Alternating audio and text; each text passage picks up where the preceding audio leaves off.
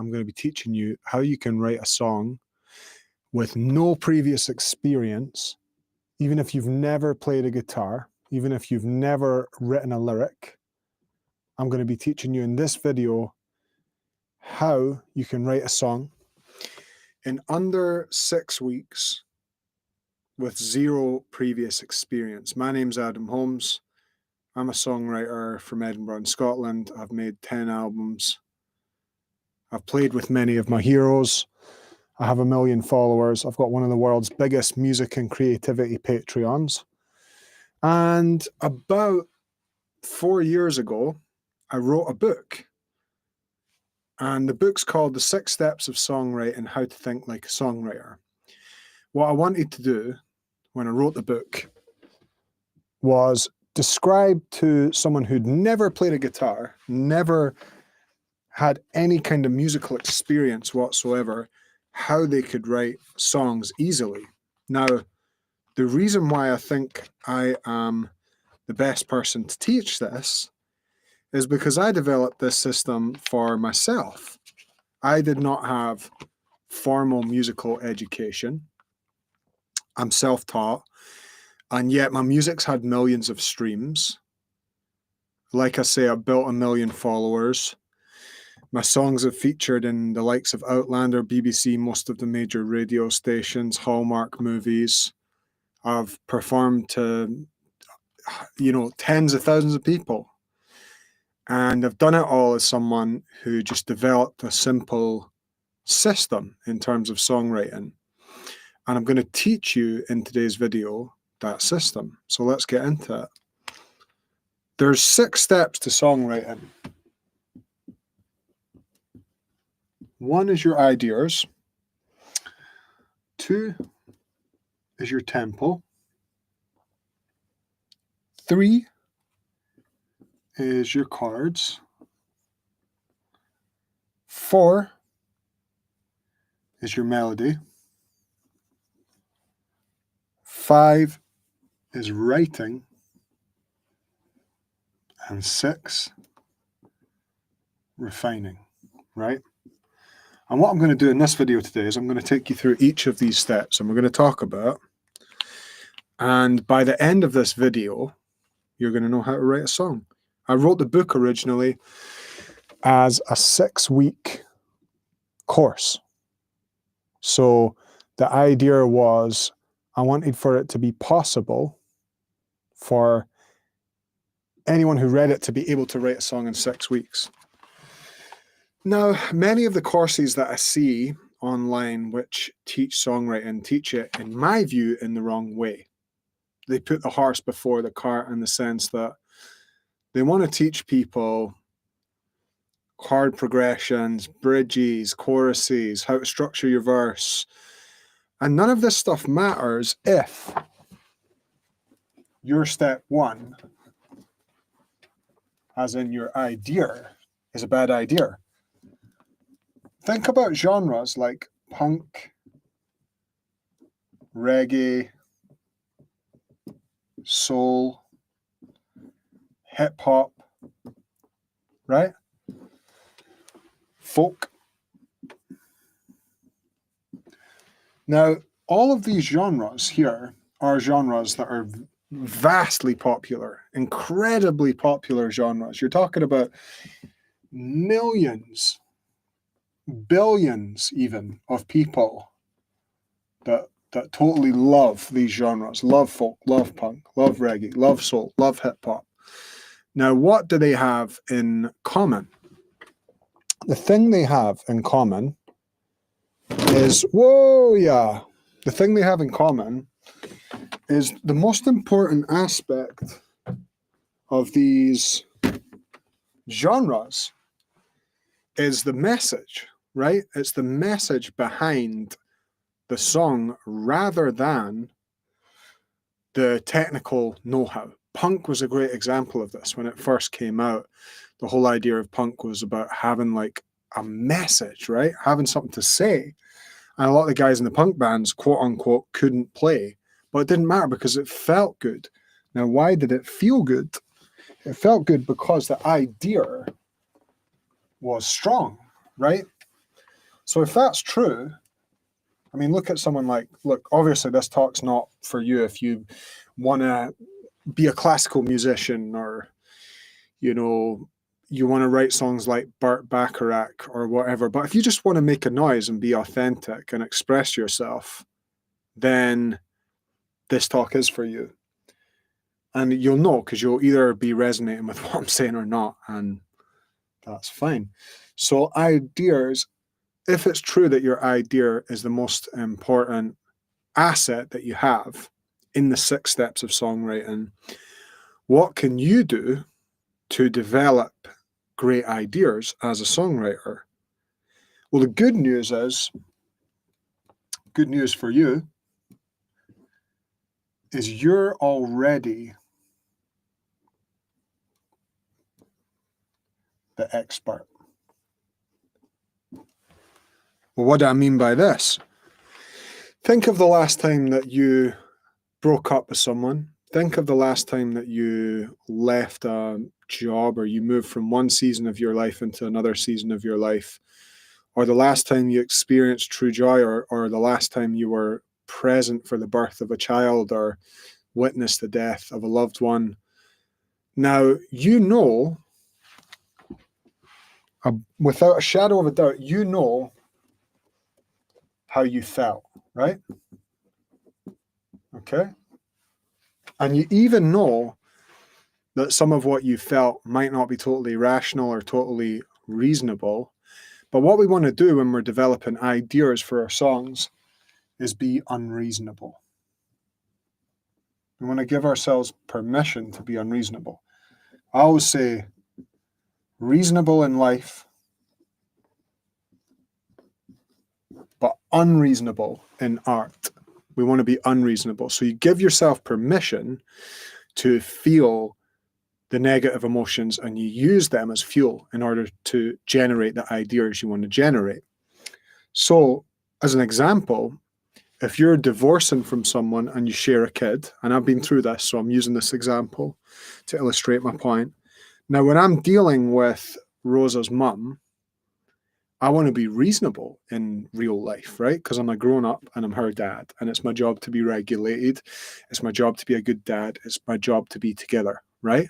But when I'm writing my songs, which are ultimately ideas, I want to give myself permission to be as unreasonable as humanly possible.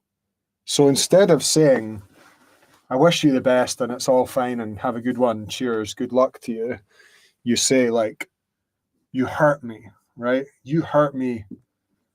Look what you made me do. Right? Stuff you'd never say. Stuff you'd never say. That's the point of art. We don't need, think about the whole of society is set up to benefit from you being a functioning member of society, right? The system benefits from you suppressing your emotion. Why? Think about it. We needed to learn how to cooperate within groups of 100, 150, 200, 1,000, 10,000, right? We used to communicate in groups of 150 when we were hunter-gatherers. And then we started to create a system. And when we created the system, as in what I mean by system is cooperating in larger and larger groups, we had to learn how to suppress our emotional states, because if we didn't know how to suppress our emotional states, we wouldn't be able to build things, right? Look at the pyramids. Do you think the slaves that built the pyramids, do you think that it mattered that they felt sad? No, it didn't, because they ultimately had one job to do, and that was build the pyramids, and that was it, right? That's how massive things get done. That's how our system stays alive, right? So as a songwriter, what you have to do is you have to find a way somehow to unattach yourself from the system to let how you really feel about things come up, right? Because you'll have one way that you present to the world about how you feel about your divorce or your, being a parent or your job or, your emotional states or whatever. You'll have the way that you're presenting to the world, and then you'll have the reality, the inner reality. The inner reality is really what we're interested in.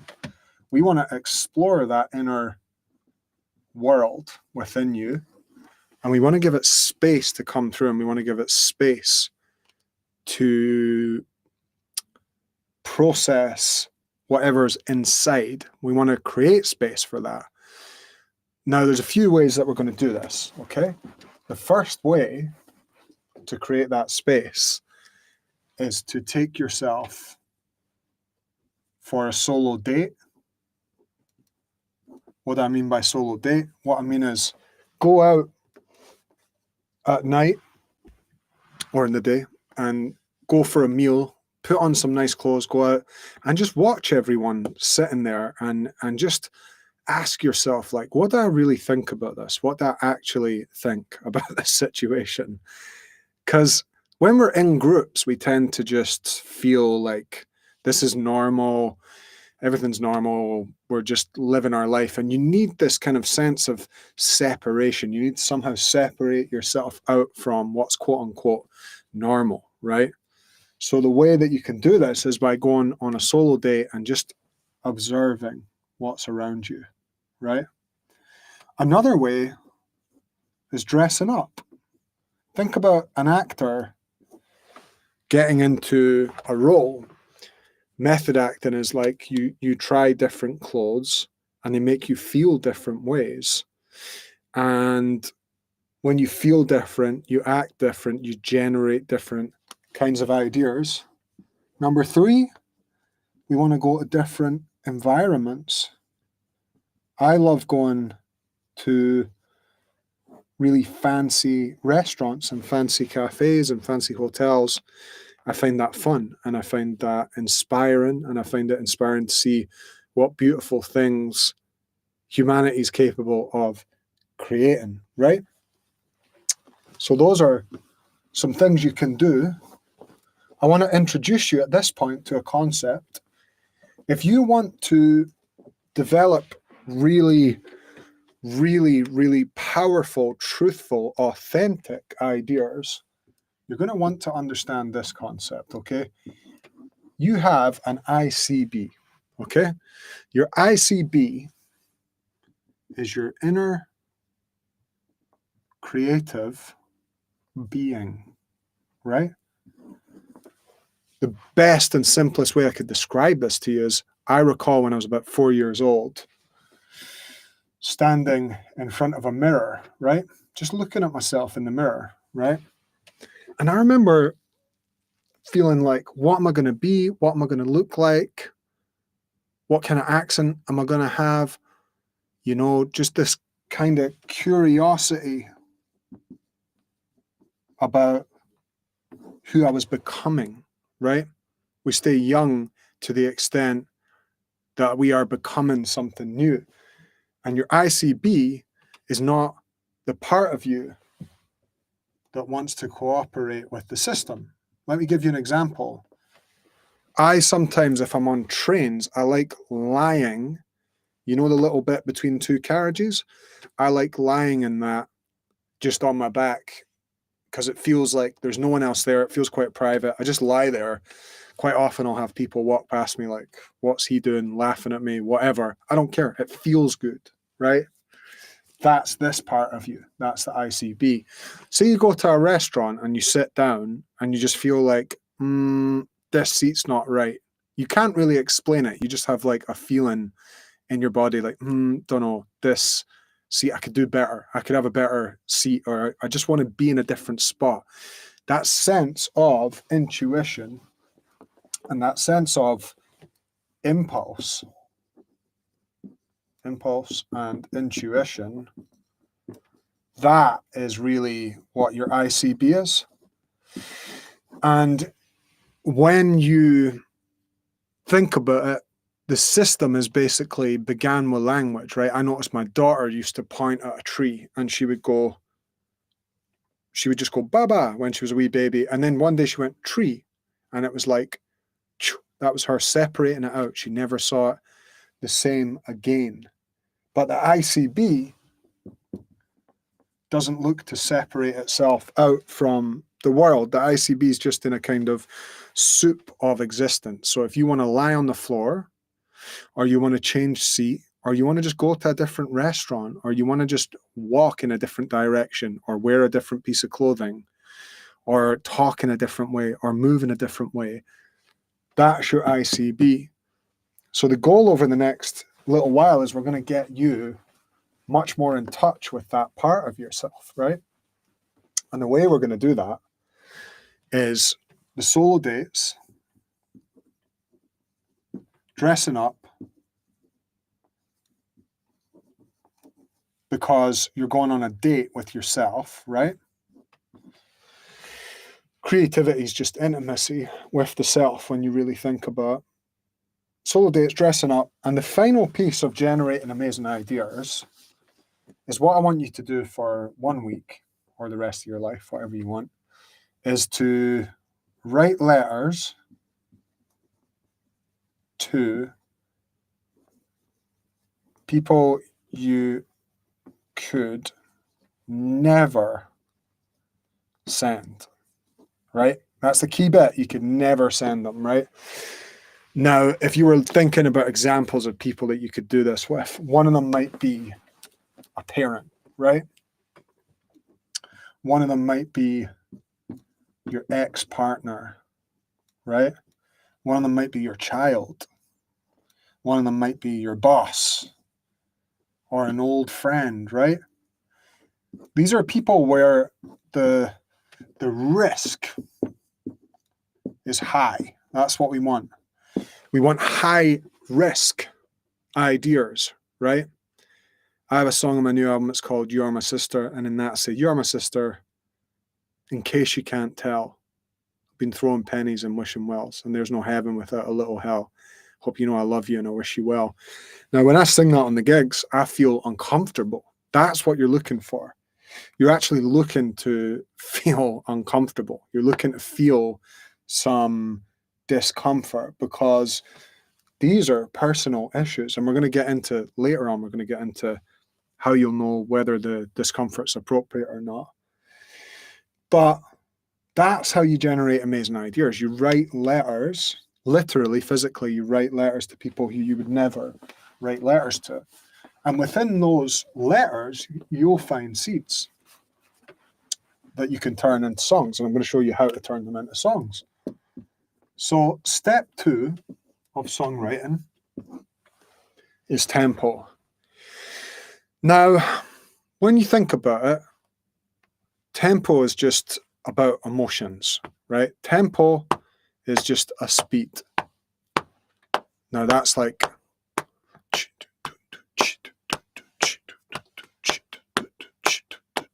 I don't know what that is. That's probably like 100 BPM. BPM, right?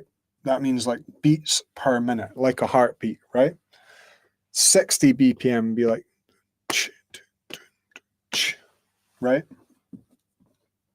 60 BPM. 130 BPM is like a dance song, right? So our different tempos, the purpose of tempo, when you really break it down, right? If you were just like a monkey banging stuff, what's the point of tempo? The point of tempo is to do with emotional states, right? So what I want to offer you is a good exercise you can do to learn what tempo is just categorize different songs into their different emotional states, right? Fast and slow songs are fast and slow for a reason. Fast could be like joyful, right? Fast could be afraid. Fast could be in love. Fast could be hopeful. Actually, maybe not. I think I'd put hopeful might be slower. What I recommend you do is you get a metronome. It's an absolutely fantastic drawing of a metronome there. And you set it to 3 speeds. Set it to 60, 100, and 130, say, right? Beats per minute. If you don't have an actual metronome, you can just find an online one. And if you set ticking and just feel it, just feel that speed. I wonder if I can put one on right now. I don't think I can because it'll mess up the live stream, but let's just say that's like 100 BPM. So to me personally, that has a kind of feel like confident, direct, strong, driving, you know? So I would put on my metronome and I might write a list where I just have on 100 BPM for like 30 minutes, right? And I just write all the words that I think are applicable to that tempo. And I do that for each of them. I do that for 60 BPM, which would be like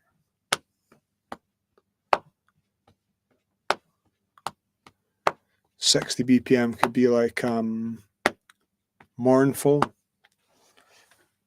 you know, mournful, or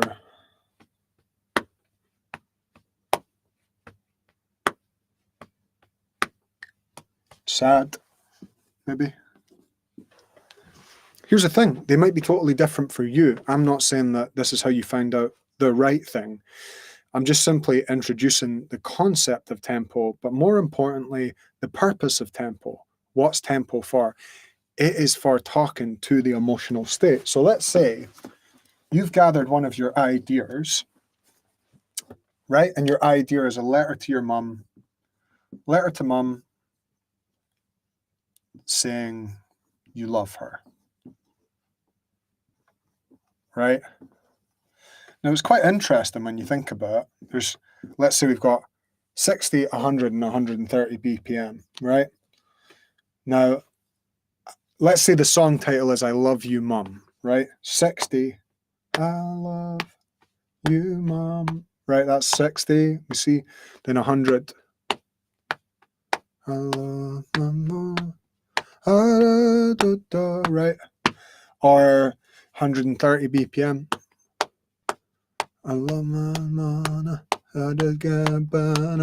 right? Then at that point, it's up to you to decide what one feels appropriate. Now, here's the thing, and this is a really, really crucial, important bit when it comes to this process, is there's not a right answer. There isn't an answer that's like, that's the right one. As with your ideas, as with your tempo, as with the whole process, voices equals choices, right?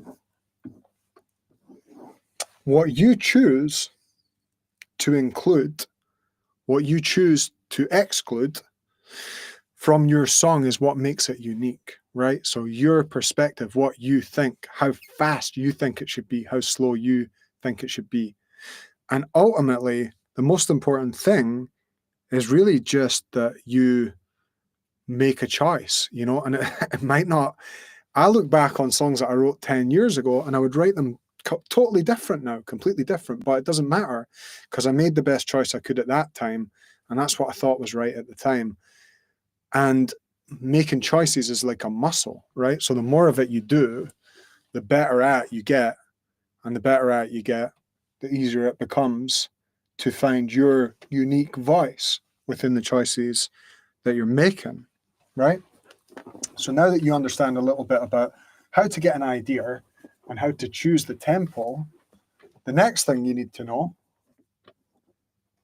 is about chords, right? Have I got a guitar in here? I've got a mandolin in here, so that'll do. Now, most of the best songwriters in the world use 3 chords. It's funny that section 3 and it's 3 chords. There's a saying in country music where they say 3 chords and the truth. That's all you need. 3 chords and the truth, right? So what I recommend for you, actually, I'm just going to grab a guitar. If you can wait 1 second, because it's going to be way better, because you're not going to be playing it on a mandolin.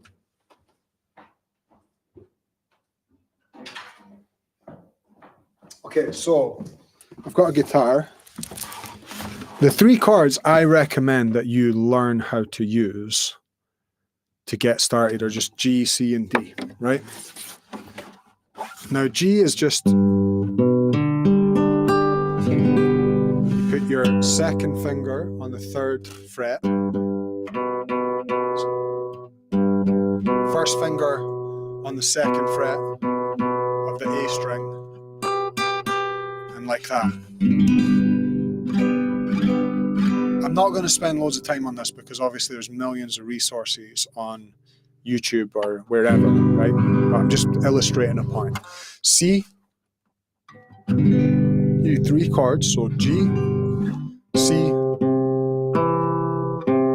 3rd finger on the A string, 2nd finger on the D string. That one's open, and then we put our 1st finger on the 1st fret of the B string, and that's a C. And then our D is just 1st finger on the 2nd fret of the D string, or the G string, sorry. 3rd finger on the 3rd fret of the B string, and 2nd finger on the 2nd fret of the top E string, right? Now, obviously, I'm doing that right now, and I'm doing it incredibly quickly, right? And you're not going to be able to do that really quickly, okay? But if you spend a week doing, an hour a day, you'll be able to do this.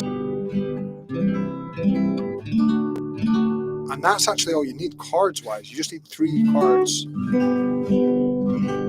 So let's say you have your idea, and your idea is like, I love my mum, and you've picked your tempo, and your tempo is 60 BPM, and then we pick our chords.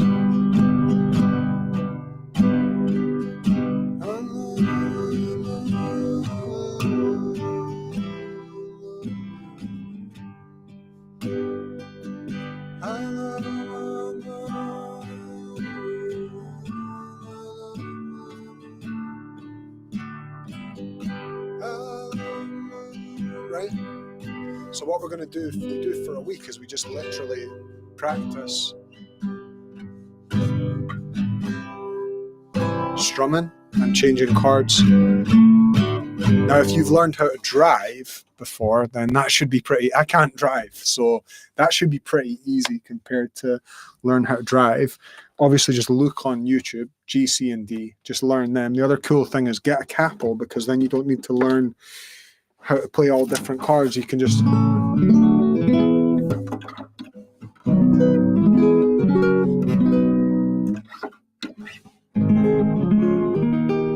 you get different chords while you're only knowing 3. You get different chords using the capo, which is amazing. I always use a capo. Okay, so number 4, the 4th step in songwriting, one of my favorites to talk about, and one of the most important, is melody, right? Now, what's the purpose of melody? The purpose of melody is tone, right? Melody is a tone. So if I was talking to you and I said to you, hey, pass the salt, you'd be like, that was weird. Why did he say that way? Now, why would that be weird? Think about it. Why would that actually be odd? It would be odd because you would expect for me to ask you in a way like this. Hey, could you pass the salt, right?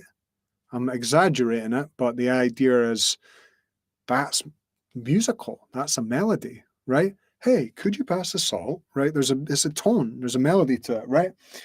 So the purpose of melody in a song is to generate the correct tone. So if your message is, I love you, mum, from your idea, and you've picked your 60 BPM and you're playing your G, C, and your D. But if your melody is like, you know,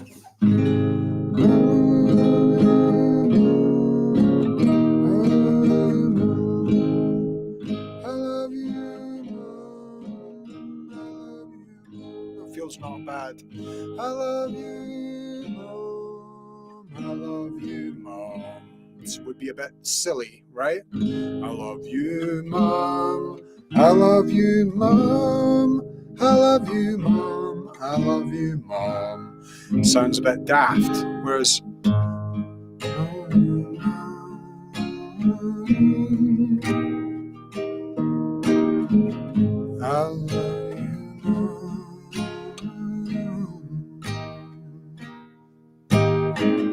I love you, mom. See how that feels more kind of appropriate, right? Now you might be thinking, well, that's fine, but that doesn't seem easy, right? But I'm going to give you a couple of ways that you can actually generate some excellent melodic ideas, and it doesn't have to be particularly complicated, right? One of the things, for example, that I did a lot of when I was really learning, like if you think about as a songwriter, you're kind of like a farmer, right? Now there is a time for sowing seeds and there's a time for harvest, right? So what is sowing seeds as a songwriter? Well, one of the things that I did loads of before I was really writing a lot of songs was just listening, just listening to loads and loads and loads of songs. Now, if I was going to give you some recommendations on the kind of songs that you could listen to, the biggest recommendation I would give you, if you want to study melody, is to deepen your well. Deepen your well. What do I mean by this? Well, imagine a well, right? And let's say at the top of this well is George Ezra, right?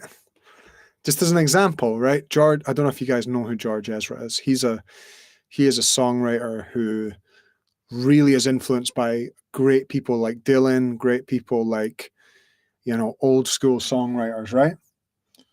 And let's say a little bit deeper down the well, you've got Dylan himself, right? Now, who was Dylan influenced by? He was actually influenced by a guy called, I'm just going to write their names, George Ezra, Bob Dylan. And the guy Bob Dylan was influenced a lot by was Woody Guthrie, right? He was like, let's say he was 1900s, 1960, 2000s, right? So my recommendation for you, if you wanted to develop your melodies, number one, go 2 steps down the well. Find the person you like. Find the things that really influence them and start to listen to that. Also, what I recommend is that you listen to hymns. Why? Well, when you think about it, the thing with hymns is they were actually the foundation of all music that we know and listen to. When you think about it, folk music all came from the church, rock and roll came from the church. It all came from folk music, right? And the folk music all came from the hymns. Some of the earliest examples of recorded music are hymns. And so if you're looking for good quality original sources of melodic input, my recommendation would be listen to as many hymns as you possibly can. There's quite a lot of instrumental hymn playlists on YouTube that are brilliant. Just piano, just something to really ingest as much as you can, and through osmosis, you'll then output better melodies. Writing good melodies is more about remembering things that feel familiar. I personally am always looking for a sense of familiarity, right? That's how I know I've written a good song. If I find something that feels like it's kind of vaguely familiar, like I sort of know it in the back of my mind, that's a really powerful thing. That's the thing that we want to focus on. Now, let's say you found your idea, right? You found your tempo, you've got your chords, you've built a melody. Now you need to actually write your piece. How are you going to do that? Well, there's one really important thing, which is you need to have space, okay? And how you create space is, number one, physically. You have to actually physically create space in your house. If you can, I would recommend a dedicated area. I'm in my little cave right now where I know that I'm at peace. I know that I'm not going to be disturbed. But what I would recommend is that you create the ideal writing environment. It's similar to fishing. You're never guaranteed to catch a fish, but you need to be in the river in order to at least have a chance. Sitting down to write, actually just going and having a place and sitting down and writing is the hardest part. You might think, well, easy for you to say, you've done a lot of it. Trust me, I know people who are millionaires. I know people who are writing for the highest level people you could think of, and they would all say the same thing, that just sitting down and making yourself do it is incredibly hard. It gets easier if you have a really good writing environment, right? So if you were thinking about then committing to actually writing, all you're really doing is you're just really becoming a decisive person, right? You're just making decisions. Let's say you're then going to write the song, I Love You, Mom, right? So what you need to do is make a bunch of decisions there. You need to decide, okay, what do I want to say to my mom, right? And you've probably got most of your seeds from your letter that you've written back in your step one. Then you need to decide, you need to make a decision, which ones actually best talk about your relationship with your mom, and be decisive about it and put them into the kind of block. Think about it in blocks, right? Say if you've got, I love you, Mom.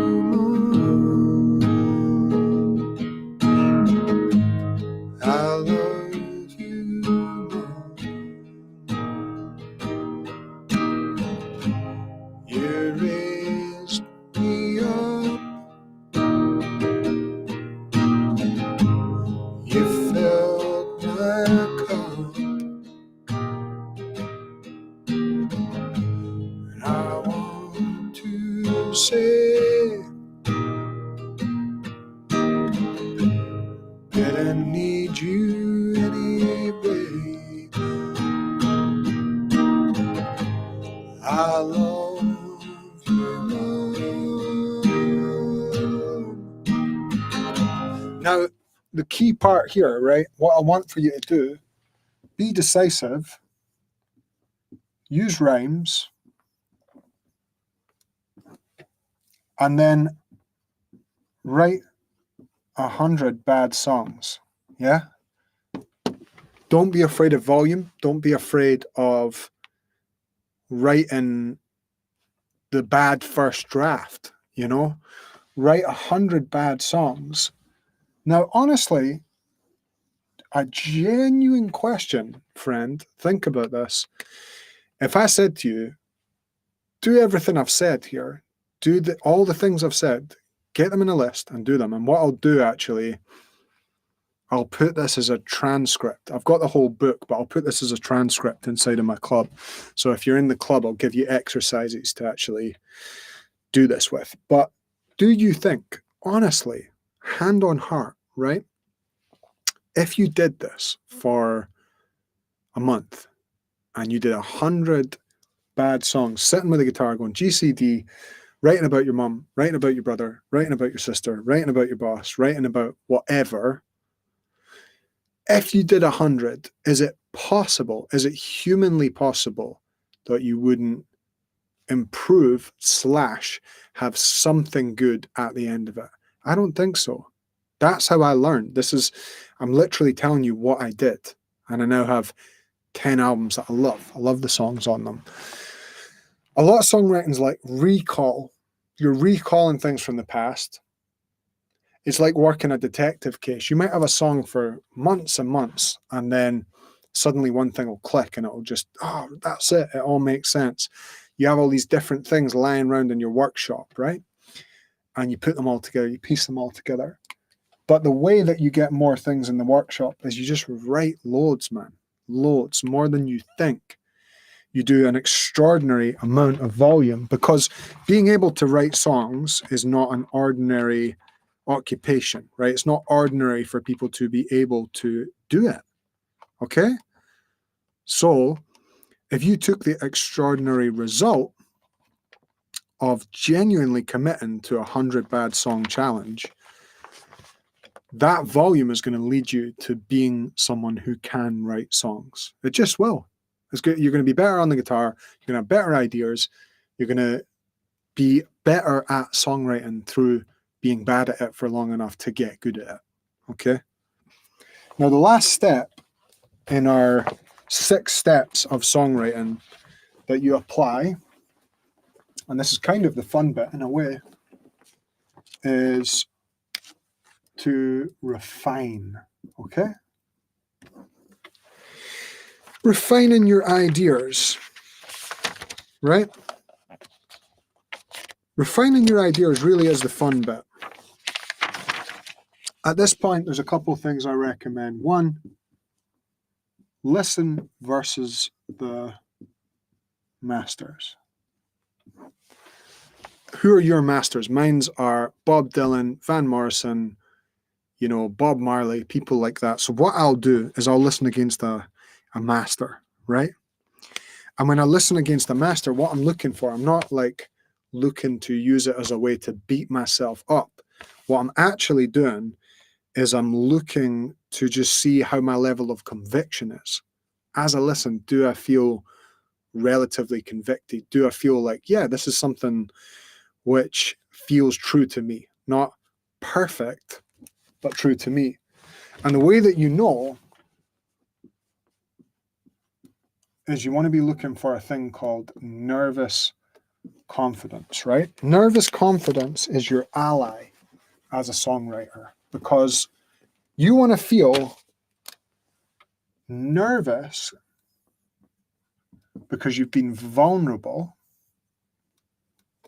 and you want to feel confident because you've been true, right? Now, if your nervousness is like, I don't know if I really expressed myself correctly there, then that's a problem. That's not good, right? But if your nervousness is, I feel vulnerable right now, like I said before in terms of song I wrote for my sister, that's good, man. That's what you want. You want to have that. The confidence comes from, yes, I have correctly, fully, wholeheartedly expressed my truthful opinion, right? Another thing you can do is record and listen back. I'm a big believer in the process of recording ideas. I think recording ideas as a songwriter is an excellent way to just get that immediate feedback on how good it feels, because there might be things as it's coming out of you that you just don't get until you really hear it. The final thing that I recommend you do when you're refining your song is you listen with others, right? Listen with others. God, my handwriting. Listen with others. Why? Other people amplify, right? Other people amplify the things that you already think. So if part of you thinks it's not good enough, other people amplify that, right? If part of you thinks that's not totally true, other people amplify that. Similarly, if you think, wow, that's really honest and vulnerable, other people amplify that as well. We're social creatures. It's hard to get a read on just how authentic something feels when we're completely on our own. I'm always pretty surprised when I actually listen to my ideas with other people about the information I get just simply by the presence of having one other person there. It's a really incredible thing. That's it. There you go. That's how you write songs, genuinely. If you apply everything that I've said in today's video, you'll be able to write songs. I have many people who've learned the system and are now writing excellent songs and getting themselves out there. The songwriting has been a real home to me, honestly. It's got me through a lot of really difficult times, and it's given me a place to go during some of the most difficult times of my life. So I really hope that if you've enjoyed today's episode and you've got some value out of it, that also can be a home for you. If you have enjoyed today's episode and you're not already in my club, I want to invite you to come and join us. There's 1,000 of us in there. There's weekly demos, live replays, coaching content, WhatsApp community, loads more. It's $2 a month. If you don't like it, you can cancel any time, but I'm confident you are going to love it. Also, I sometimes have room to help people make things. So check out the link in the top comment or send me a message if you want to chat about that. And have a beautiful day, everyone. Peace.